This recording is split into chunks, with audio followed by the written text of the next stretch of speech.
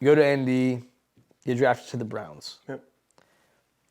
Mindset-wise, going into a franchise that's not known for success, what was your approach going into it? It's a great question. I wanted to do something different. Sure. You know? That team had seen 20-some quarterbacks before they got to me. Whatever. And I knew that if I was going to be known for something in town, I don't know whether or not we're going to win or lose at the time when I first got there, but I want to be the guy that like everyone when I leave this town likes the DK that I was when I was there. I was from down the road. I was from Toledo, Ohio. So it was 2.5 hours down the road. I was going home on off days. I was doing all the holidays at home. So like I was trying to be the community guy as much as I was a quarterback. I played Toledo in college. Did you really? It was wasn't big on Toledo, man. It's definitely a particular taste if you're gonna make it to Toledo. You know what? The weird so like we didn't know who the fuck they were. I'm in Fresno. They don't know who the fuck we are maybe. But like our scouting report, believe it or not, didn't have this guy on it. His name's Kareem Hunt. And we're like, oh yeah, they're big on their pass game, blah, blah. Dude went for like 217. What year were you? I graduated high school in 2015. Okay. So I finished college my last year, 2019. Toledo was nice during that time. They were like nice. That was their coming out game, bro. Yeah, First of all, away they were team. top 25 that year. They were like fucking 14. And we were like the second game of the year. Wow. And I remember that one of our middle linebackers tried to fight our head coach at halftime. Saying, nobody fucking likes you. And he was like, guys, just stay in it. We're down like 34-0. Does he farm onions too? No, doesn't. Got it. He's different. Okay. But a unique experience with Toledo. Yeah. Back to the Browns. Yeah, absolutely. You have you go in, it's a tough situation. You understand the approach. At what point did you say, okay, hey, I need to turn a page after that part of your life was over? Was there a day, I guess I should say? Yeah, it was the day I got traded to Green Bay that offseason. So during that season, I think my biggest regret of that season is that there wasn't a day within that season that said that I would just say, fuck it, I'm just going to go play my ball. I kept showing back up, trying to, do what the coaches asked me to do, which is a West Coast style offense. It's, running a bunch of inside zone and trying to run a play action off of that. It's all under center. And I just wanted to be that guy, on third down, make sure you make a good pass. Other than that, just make sure you're not turning the ball over. Right. And in doing so, kind of shrunk my game, tightened it all up, and, didn't play the best ball. I never really said, fuck it, But then after that season, I was, honestly thought I was coming back. It was it was year one for me. I was day one starter. Worst comes to worst, I go to a backup for a couple of years and do what Zach Wilson's doing now. But got the call about going to Green Bay, and I was like, wow, like that is like that's a different franchise. Completely different. I mean, I'm going from. I remember I went out there in April after I got traded. Went out there in April for OTAs, and got to the parking lot and thought I parked in the wrong spot.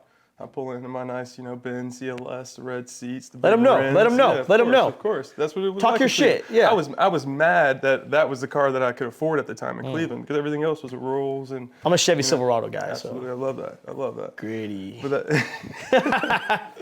that's what I thought the NFL was. Playing in Cleveland. That's what that's what the parking lot looked like. I showed up to Green Bay and there was nothing but Silverados.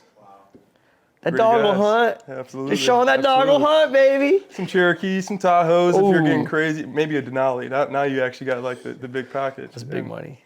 And quickly realized that like what we were doing, maybe that was probably a part of the culture that wasn't winning football games. Yeah. So that was like an easy reset. And then all of a sudden you're backing up, one of the best to ever throw it. And you get to be a fly on the wall and one of the greatest careers of all time. And that all gets flushed pretty quickly. How was... And being a pro, if you had to pinpoint a guy who helped you become a pro, is it Aaron Rodgers? Sure. Yeah. Any insight on like biggest change, biggest coming to the light moment he gave you, or just kind of a constant, reassurance of whether it's as a pro, as a businessman, as being healthy, whatever it might be. Yeah, it's the second we said there as a businessman. The thing that changed forever for me when I got to Green Bay was Aaron showed me that you didn't have to be an all ball all the time guy to be great.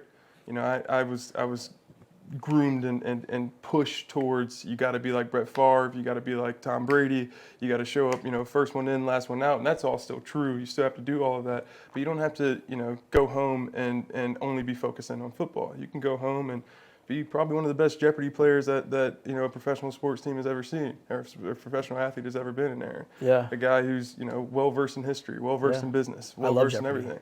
And then all of a sudden you realize that doesn't take all day every day of just being a ball guy to play at the highest level.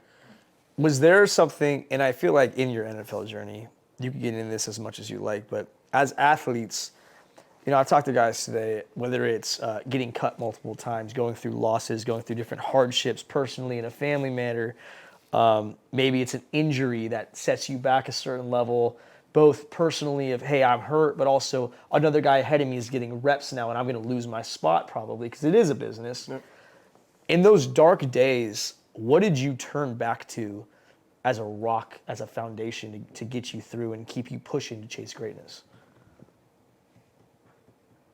I know the answer I want to say, but it's not the truth. What I really turned back to at that time was friendships and camaraderie. I was playing video games. Right. So I was told, that in order to be a great quarterback, once again, to kind of point to the revelation I had behind Aaron, is I was told that the only way to be a great quarterback is to just be locked in on ball. So rather than kind of opening up with, all the stuff I was doing at Notre Dame, starting businesses and taking internships and networking and getting coffees with bright people, I was, trying to play video games because that's what ball players did. Try to get myself in that world. And ultimately, I think that's probably why I'd never really, had that bounce back moment that everyone looks for to continue on for another 10 years after a rough start.